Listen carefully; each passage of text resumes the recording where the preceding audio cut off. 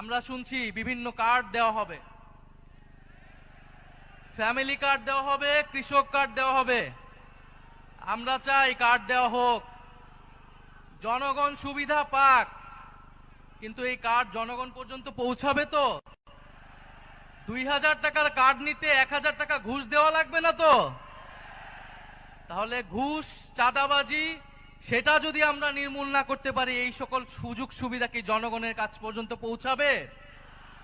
একদিকে বলা হচ্ছে কার্ড দিবে, আরেকদিকে ঋণ খেলাপিদেরকে সংসদে নিয়ে যাওয়ার চেষ্টা করা হচ্ছে, নির্বাচন কমিশনকে ব্যবহার করা হচ্ছে, আদালতকে চাপ প্রয়োগ করা হচ্ছে। ফলে এ কেমন দ্বিচারিতা?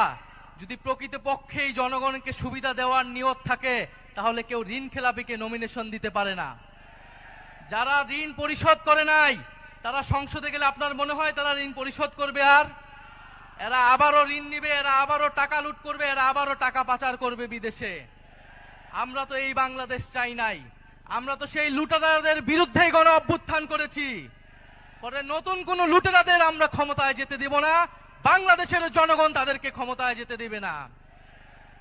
সংগ্রামী বন্ধুগণ, বলা হচ্ছে বস্তিবাসীকে ফ্ল্যাট দেওয়া হবে। বস্তিবাসী ফ্ল্যাট চায় নাই আমাদের কাছে, আপনাদের কাছে। বস্তিবাসী চায় নিরাপদ জীবনের নিশ্চয়তা, বস্তিবাসী চায় মর্যাদাপূর্ণ কর্মসংস্থান। বস্তিবাসীকে ঢাকা শহরে আজ পর্যন্ত যারা ফ্ল্যাট দেওয়ার অঙ্গীকার করেছে, তারা বস্তি উচ্ছেদের পরিকল্পনা